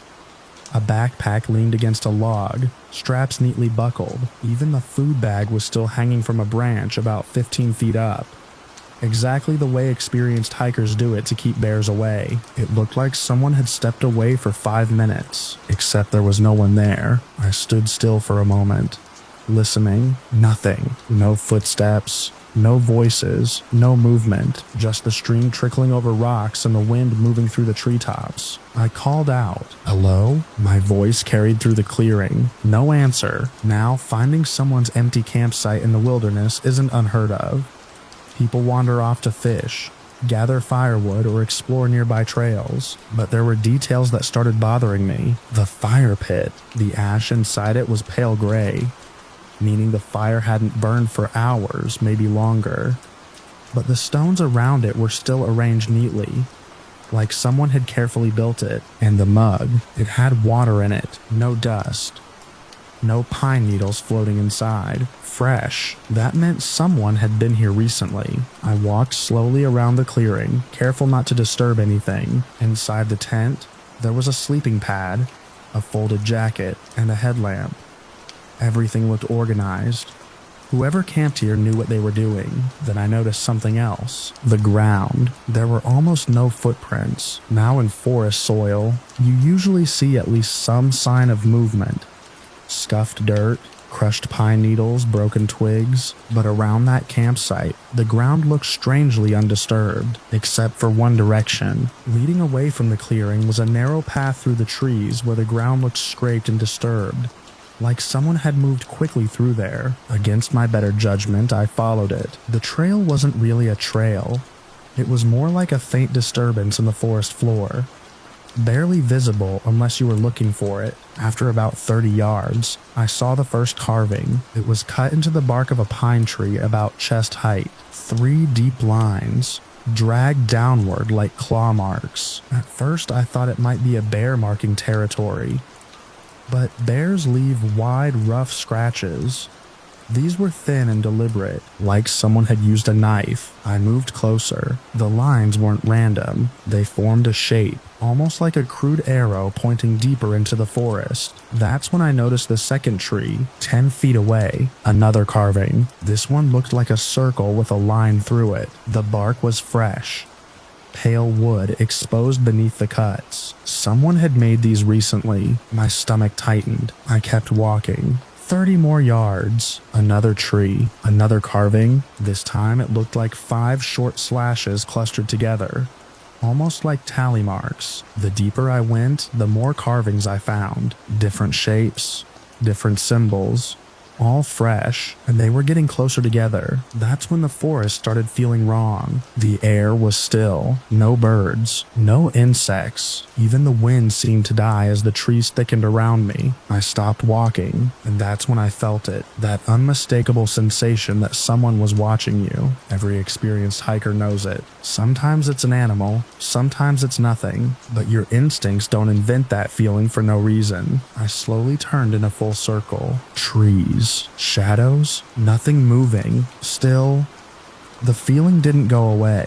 If anything, it got stronger. Then I noticed the last carving. It was on a thick pine directly in front of me. This one wasn't small. It was large enough to fill most of the trunk. A deep, jagged symbol carved aggressively into the bark. At first I thought it was just another random mark. Then I stepped closer and realized what it looked like. A stick figure, arms raised, but around the figure were dozens of shortcuts radiating outward, almost like something surrounding it or closing in. I don't know why, but the moment I understood the shape, a cold wave ran through me, and that's when I heard it, a sound behind me. Not loud, just the faint snap of a twig. I spun around, nothing, but the feeling of being watched exploded into something stronger, like eyes were everywhere, all around the trees, hidden, waiting. I suddenly became very aware of how deep I was in the wilderness, miles from anyone, no cell service, no easy way out. I didn't try to investigate further. Instinct took over. Every survival rule I've ever followed told me the same thing: leave. Now, I turned and walked quickly back toward the clearing,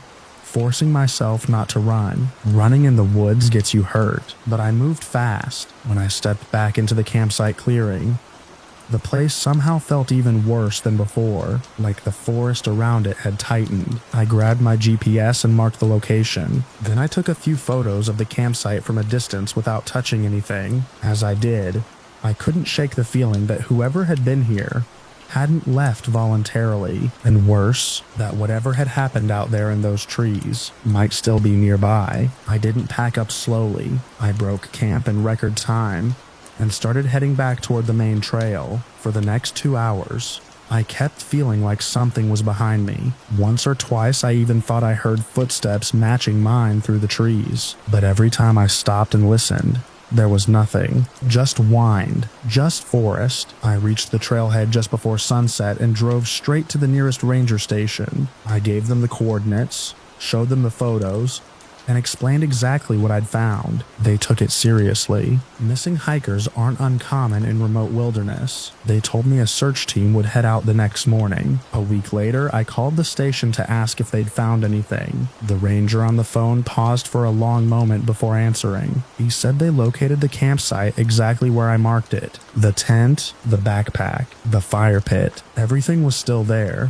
But the carvings I described on the trees, they didn't find a single one. No symbols, no knife marks, no trail leading away from the campsite, just untouched forest. I told him that was impossible. I'd followed those carvings for at least 100 yards. There had to be signs. The ranger just repeated that the search team found nothing. Then he said something that stuck with me ever since. He asked if I had noticed anything watching me while I was out there. I didn't answer right away, because the truth is, I still feel those eyes sometimes, even now, and every once in a while, when I'm out on a quiet trail and the forest suddenly goes silent. I remember those trees, and I can't help but wonder if the symbols were never meant for me to understand, only for me to follow.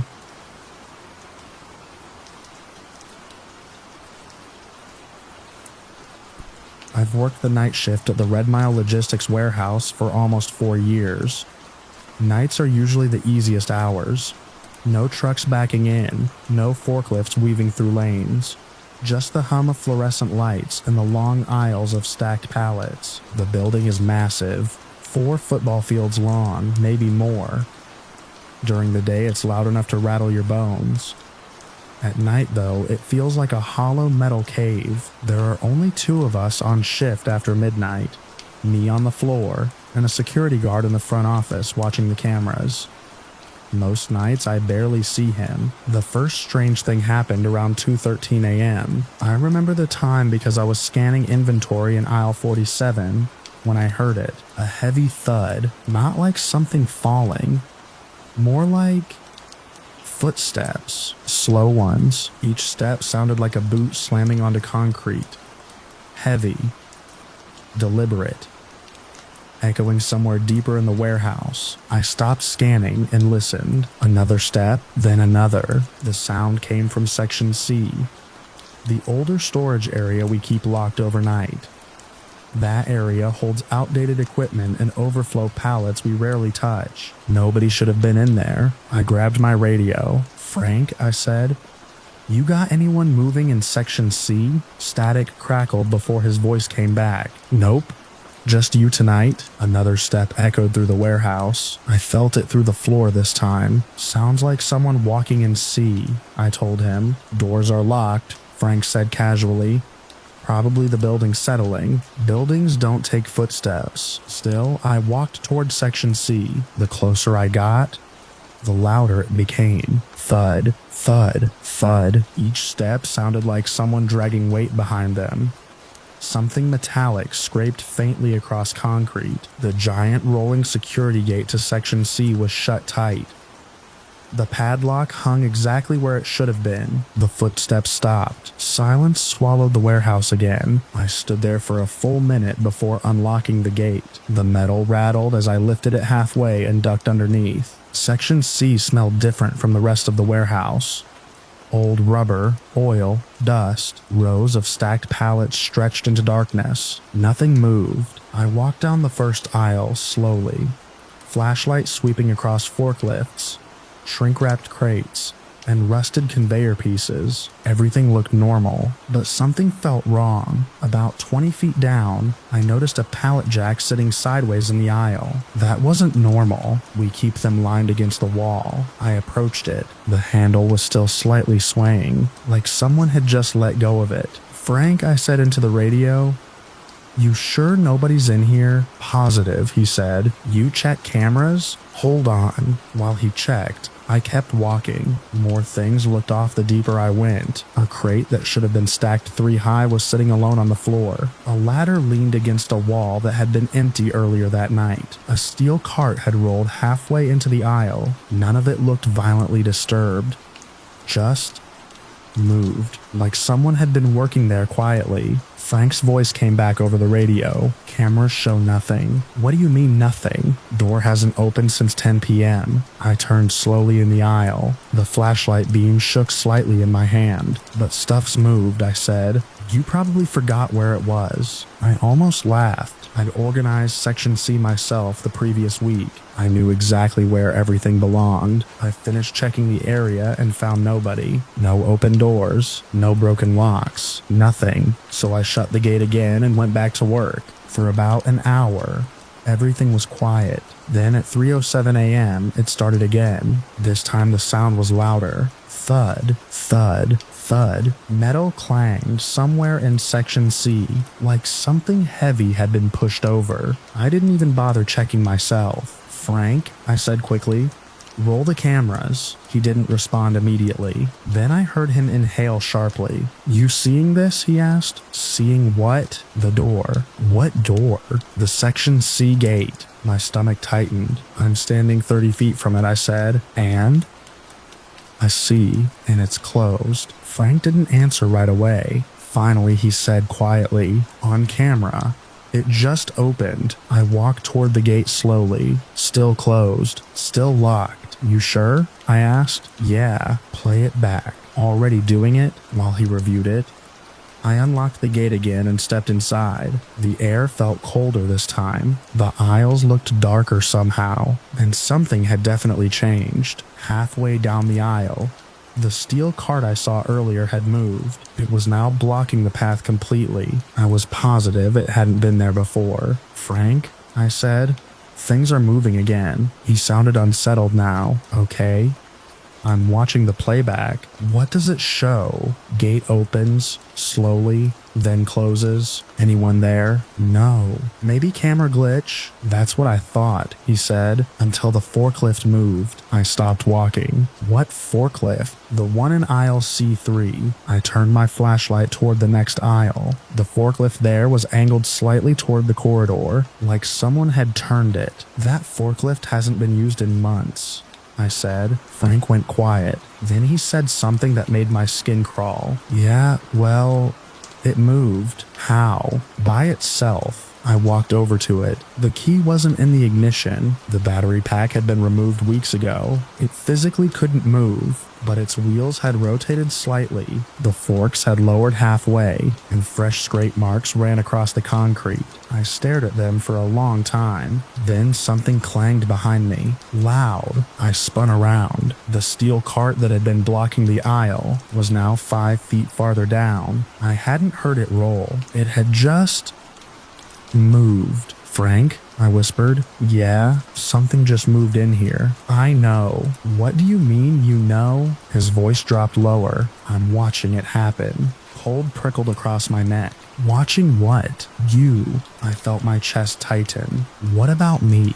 You're standing in the aisle. Yeah. Behind you, he said slowly. The cart moved. I turned around again. The cart was now directly behind me, blocking the way back. I hadn't heard a single wheel roll. Frank, I said, trying to keep my voice steady. Yeah? Tell me exactly what you see. He hesitated, then said quietly, doors opening. What doors? Every gate in Section C. I heard it then. Metal, all around me. Rattling, sliding, the distant echo of heavy security gates lifting one by one. Clang, clang, clang. I ran back to the main gate and ducked underneath. When I slammed it shut behind me, the sound stopped instantly. The rest of the warehouse fell silent again. Frank didn't speak for almost 30 seconds. Then he said one sentence. You need to come watch this. I walked up to the security office. Frank had the footage pulled up across 4 monitors. He rewound it.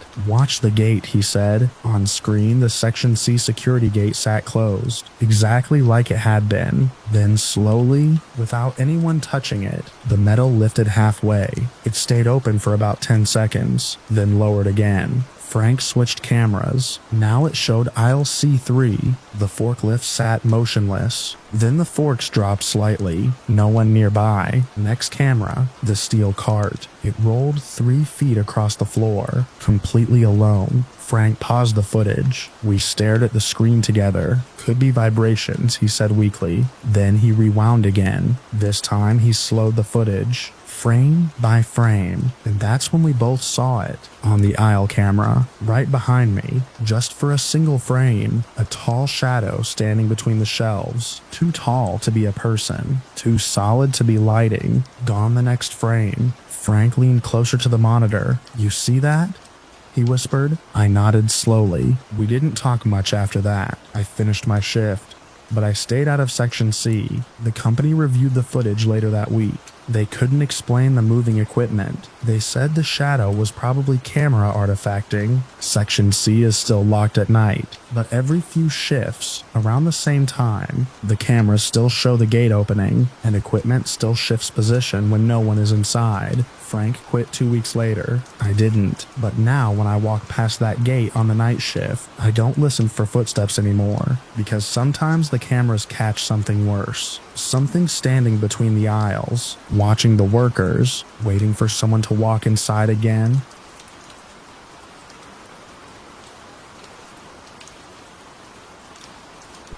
I've always been the kind of person who notices things other people don't. Small things, patterns, sounds that are slightly off. That's probably why I was the one who realized something was wrong that night at the cabin. Our family owns a small place deep in the woods about 2 hours from town.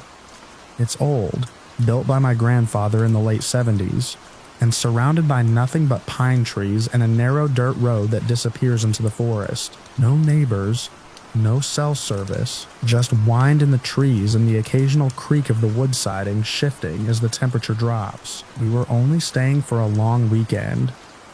My mom, my younger brother Tyler, my uncle Mark, and me. By dusk on the second night, everyone had settled into that slow cabin rhythm. Tyler was playing cards with my mom at the kitchen table. Uncle Mark was out back chopping wood, and I was on what I jokingly called the late shift. Basically staying up to keep the fire going and lock everything down before bed. It was quiet work, the kind where every little sound carries. Around 8:30, the woods started going dark. Not just dim, dark. The trees swallowed the last of the light fast out there. I remember standing by the living room window, watching the tree line turn into a wall of black. That's when I heard it. Hey, a voice, faint, distant, from the woods. I froze for a second, listening. Hey, can you come out here a minute? It sounded like Uncle Mark. Same tone, same deep voice, same slight rasp from years of smoking. At first I figured he was still outside and needed help with the wood pile. The sound was coming from beyond the clearing though. Past the edge of where we usually go. I opened the front door. Cold evening air spilled inside. The forest smelled like damp pine and dirt. "Mark?" I called. No answer, just wind brushing through branches. Then again, from the trees. "Hey, over here." Definitely him. I stepped out onto the porch. The gravel driveway stretched a few yards before the tree line began. Beyond that, it was just shadows. "Where are you?" I asked. A pause. Then the voice again, further left this time, in the trees. "Come here for a second." Something about the way it said it made my stomach tighten. Not fear exactly, just something off. I'm observant. I listen to details. And the woods have a way of carrying sound strangely. But voices usually echo or distort slightly. This one didn't. It sounded too clear, too close, like someone standing just inside the trees. I walked down the porch steps slowly. "Mark?" The gravel crunched under my boots. Another few steps and I was halfway to the tree line. Then the voice again. "Yeah, just a little farther." Same voice. But this time I noticed something. Uncle Mark always clears his throat before talking when he's been chopping wood for a while. It's a habit he's had forever. This voice didn't. It just started talking. I stopped walking. The trees in front of me were completely black now. No moon yet.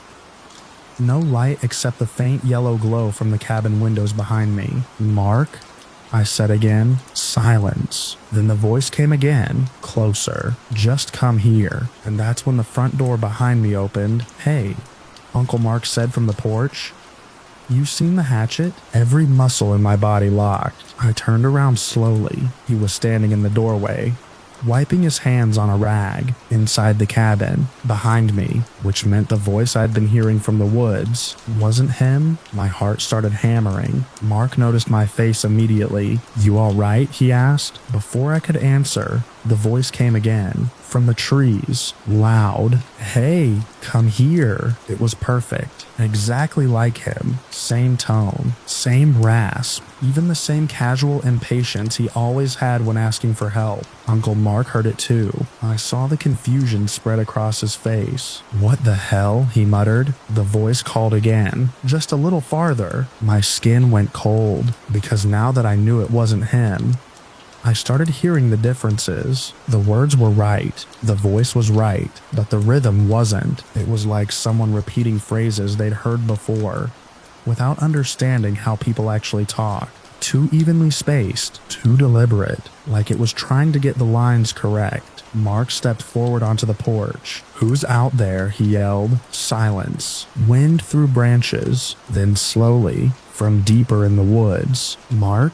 Same voice, but this time it was trying his name. My mouth went dry. "Get inside," I whispered. Mark didn't argue. We both backed toward the cabin door. The voice called again, closer now. "Hey!" I swear it had moved. Not walking, just closer, still unseen in the trees. "Come here." The tone had changed slightly, less casual, more insistent, like it realized the first method wasn't working. I stepped inside and Mark shut the door immediately. The warm cabin air suddenly felt suffocating. Mom looked up from the table. "What's wrong?" Before either of us could answer, the voice came again, right outside the tree line. "Mark!" My brother stood up slowly. "Was that you?" he asked. Mark shook his head. We all went quiet. The house creaked softly as the fire popped in the stove. Then it came again, but this time it tried something new. "Tyler?" My brother flinched, because that was his name. Same voice, still Mark's voice, calling my brother. "Come here." My mom stood up immediately. "Everyone away from the windows," she said. None of us argued. The voice kept going, every minute or so, calling different names. "Hey, over here. Come help." Sometimes Mark's voice, sometimes something closer to my mom's. Once it even tried mine. Not perfect, but close enough to make my chest tighten. It never stepped into the light, never crossed the tree line, just stayed out there in the dark, calling, repeating, trying new voices, testing what worked. After about 10 minutes it stopped. Completely. The woods went quiet again. No footsteps. No movement. Nothing. We stayed up most of the night after that. Every door locked. Every light on. Nobody said much. Around midnight, I went back to the window. The tree line was still there. Black. Silent. Empty. I stood there listening. For a long time. Then, just as I started to step away, from somewhere deep in the woods, I heard my own voice, soft, perfect, calling from the trees. "Hey, come here."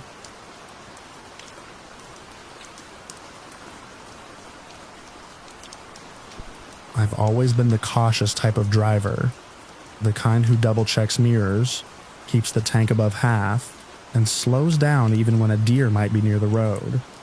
That night, sometime around 2:15 a.m., I was driving home after a late shift. The roads out there are the kind that stretch on forever.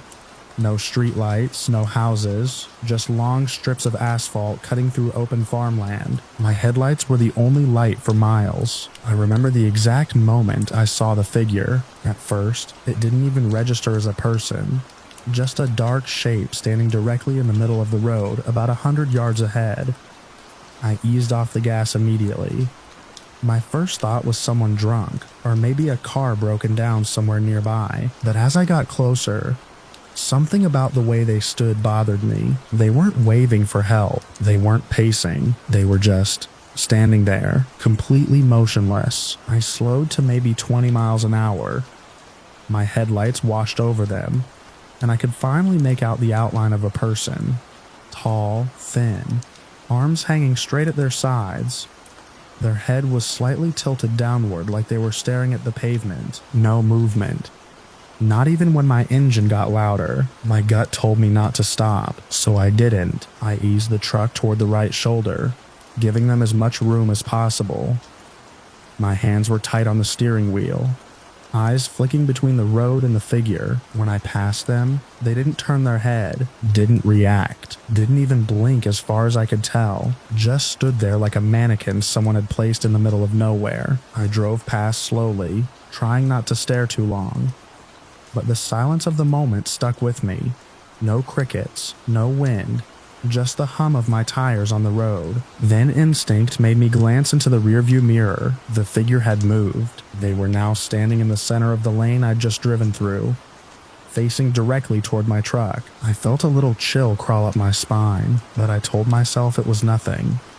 Maybe they were just turning around after I passed. Still, something felt wrong. I kept watching the mirror for another second. That's when they started running. At first, I thought my eyes were playing tricks on me. The person leaned forward and broke into a sprint straight down the road toward my truck. But it wasn't the fact they started running that bothered me. It was the speed. They were closing the distance way too fast. I pressed the gas a little harder. The truck picked up to about 40 miles an hour. I checked the mirror again. They were still coming, not just running. Charging forward with these long, violent strides, arms pumping in a jerky way that didn't look natural at all, and they were gaining. My stomach dropped. I pushed the accelerator further.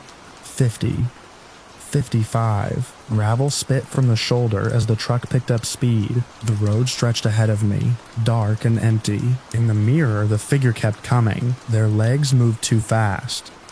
Way too fast for someone running on foot. It looked like the ground barely slowed them down. For a moment, I wondered if maybe they were riding something, like a bike or ATV. But there were no lights, and their shape never changed. Just a human silhouette sprinting through the darkness. I hit 60. The engine growled louder. My hands were sweating now. Gripping the wheel tight enough, my knuckles hurt. I looked again. They were still there, closer. Close enough that I could make out the way their head was tilted slightly forward as they ran. And the worst part, their arms weren't swinging normally anymore. They hung almost straight down, while their legs did all the work. Like something was dragging their body forward. A cold wave of panic hit me. I floored the gas. 70. The truck rattled as it climbed the speed. The road curved slightly ahead, and I followed it, tires humming louder on the asphalt. I checked the mirror again. For a second, I thought they were gone. My chest loosened. But then, they appeared again, even closer than before. I swear I almost lost control of the wheel. They shouldn't have been that close. No human being could keep up with a truck going 70 miles an hour on foot. But there they were, running, still silent, still gaining. My brain started racing with explanations that made no sense. Adrenaline flooded through me as the speedometer climbed higher. 80. The truck shook slightly at that speed on those rural roads. But I didn't care. I just needed distance. I glanced in the mirror again, and I wish I hadn't. The figure was maybe 30 feet behind the truck now. I could finally see details. Their clothes looked dark and loose, whipping around their body as they ran. Their head was tilted too far forward, almost like their neck couldn't support it properly. But what really stuck with me were the eyes. Even from that distance, they looked pale in the headlights reflecting back from my truck. Not glowing, just empty, and locked directly on me. I pushed the truck harder. The engine screamed now, pushing past 90. The road ahead blurred in my headlights. For the first time in years, I genuinely thought I might crash, but I didn't slow down. I couldn't. I checked the mirror again. The figure was still there, but something had changed. Their stride had gotten longer, more stretched out, like their legs were extending too far with each step. And then, suddenly, they stumbled. Not a normal trip. Their body jerked sideways violently, like something had yanked them off balance. They tumbled across the pavement and disappeared from the mirror. I didn't slow down, not even a little. I drove another 5 miles before I finally dared to ease my foot off the gas. My heart was pounding so hard I could hear it in my ears. The road stayed empty. No headlights. No shapes in the mirror. Nothing. Eventually I made it home. I locked the doors behind me and sat in the truck for a few minutes trying to calm down. I told myself it had to be some kind of trick of the light. Maybe adrenaline made it seem faster than it really was. But the next morning, curiosity got the better of me. I drove back out to that road. The spot where I'd first seen the figure was easy to find. There aren't many landmarks out there. I pulled over and stepped out. The road looked completely normal in the daylight, until I noticed the marks. Long streaks running along the asphalt for nearly 100 yards. They looked like deep scrapes.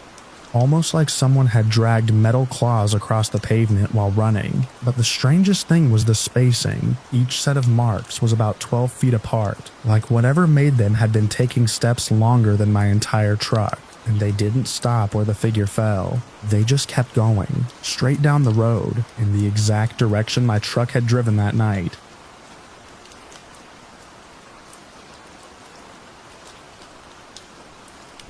I worked the closing shift at a big home improvement store just off the highway. You know the kind. Endless aisles of lumber, paint, power tools, and that constant smell of sawdust and fertilizer. By 9 p.m., the place is usually quiet. A few contractors grabbing last-minute supplies. Maybe someone wandering around looking for light bulbs. That night started normal enough. Aria and I were covering the front end. She ran returns while I floated between the registers in the hardware aisle. Aria had only been working there about 2 months, but everyone liked her. Friendly, quick with customers. The kind of person who tried to laugh things off even when someone was being annoying. Around 8:15, I noticed this guy at the service desk, late 40s maybe, greasy hair tucked under a faded baseball cap. He wasn't buying anything, just leaning on the counter talking to Aria. At first I didn't think much of it. Customers talk, it happens. But then I noticed Aria wasn't laughing. She had that tight smile people use when they're uncomfortable but trying to stay professional. I walked over. "Everything good here?" I asked. The guy turned toward me like I'd interrupted something important. "Yeah," he said, "just chatting." Aria avoided eye contact with him and said quietly, "He's asking about ladder rentals." "We don't rent ladders." I explained that to him. He didn't move. Instead, he looked back at Aria. "You said you get off around 10, right?" That made my stomach tighten. Aria hadn't told him that. I knew she hadn't. She shrugged awkwardly. "Store closes at 10. He grinned like he'd just solved a puzzle. "Well, maybe I'll come back then." I stepped forward a little closer. "You'll need to head out if you're not buying anything." He stared at me for a second like he was deciding whether to argue. Then he pushed off the counter. All right. As he walked toward the exit, he looked over his shoulder at Aria. "I'll see you later." The door slid shut behind him. Aria let out a long breath. "Was he bothering you?" I asked. She nodded. "He's been here 3 times this week." That got my attention. Doing what? Just talking. Asking weird questions. Like when I work, where I park. "You told him that stuff?" "No," she said quickly. "But he keeps guessing." That's when it stopped feeling like a normal, annoying customer. I told her if he came back again to get me or a manager. She nodded, but I could tell she was shaken. For the next hour, things stayed quiet. Around 9:30, we started the usual closing routine, sweeping, putting returns back, locking certain departments. Aria had to bring a cart of returned items to the back stockroom. A few minutes later, my radio crackled. Her voice came through, low and tense. "Hey, can someone come to receiving?" I headed there immediately. The stockroom sits behind a set of swinging doors near lumber. It's technically employee only. Customers aren't supposed to be anywhere near it. When I pushed through the doors, Aria was standing near the loading dock looking pale. "What's wrong?" I asked. She pointed toward the far end of the dock, and that's when I saw him, the same guy from earlier. He was standing halfway inside the open bay door, like he'd just wandered in from outside. But what made my stomach drop was the phone in his hand, held up, pointed directly at Arya, recording. "What the hell are you doing back here?" I said. He lowered the phone slowly, just looking around. "This area's restricted." He shrugged. I was waiting for her. Arya took a step behind me. "You need to leave right now," I said. Instead of leaving, he smirked. "I've been watching her for weeks." That sentence made every hair on my arm stand up. "You don't get to talk to her anymore," I said. "You need to go." He leaned against a pallet of concrete mix like he wasn't worried at all. "You her boyfriend or something?" "No." "Then why do you care?" Because something about him was deeply wrong. Because Arya looked genuinely scared. Because normal customers don't sneak into loading docks filming employees. I grabbed my radio, manager to receiving. The guy finally pushed off the pallet. "Relax," he said. "I'm just documenting things." "Documenting what?" He grinned again. "Her," Arya whispered behind me. "He's been sitting in the parking lot too." That hit me like a punch. "What?" She spoke louder. "I've seen his truck out there after my shifts." Now I was furious. "Show me your phone," I told him. "No." "Then you're leaving?" I stepped forward. For a moment I thought he might try something stupid. Instead he backed toward the door. "Fine," he said. "But I'll be back." Our manager Mark arrived right then. "What's going on?" I pointed at the guy. "He's been harassing Arya and filming her." Mark immediately got serious. "Sir, you need to leave the building." The guy lifted his phone again, like he was recording us now. "I'm allowed to film." "Not in employee areas, you're not," Mark said. "Leave." He hesitated, then slowly walked out toward the parking lot. But the weirdest part? He didn't look angry. He looked amused, like he knew he'd already gotten what he wanted. Mark asked Arya if she was okay. She told him about the earlier interactions, the questions, the parking lot. Mark sighed. "Let's check cameras." We went into the office. Security footage showed something unsettling. For the past 3 nights, the same truck had been parked in the far corner of the lot. Sometimes, for hours, the timestamps matched Arya's closing shifts. Even worse, one camera showed him walking up to the front windows after closing, standing there, just watching inside. Mark immediately called security for the shopping center. While we waited, Arya looked like she might cry. "I thought I was imagining it," she said. "You weren't," I told her. About 15 minutes later, security and Mark walked outside to confront him. I stayed with Arya inside. Through the glass doors we could see the truck, and him, standing beside it with his arms crossed. The conversation got heated fast. Even from inside we could see him gesturing toward the store, toward Arya. Eventually, one of the security guards pointed toward the road. The guy argued, then finally got into his truck. But before he drove away, he looked straight through the doors at Arya and smiled. The next day, management filed a formal trespass notice. Security circulated his photo to every store in the plaza. He was permanently banned from the property. Police even contacted him to warn him that if he returned, he'd be arrested. Arya started parking right near the entrance after that, and for a while, everything felt normal again. Until about 3 weeks later, I was walking out after my shift when I noticed something stuck under my windshield wiper. A folded piece of paper. At first I thought it was an ad, but when I opened it, my stomach dropped. Inside was a printed photo, a still image from a phone video. Arya at the service desk, and written underneath in black marker were 3 words: "See you soon,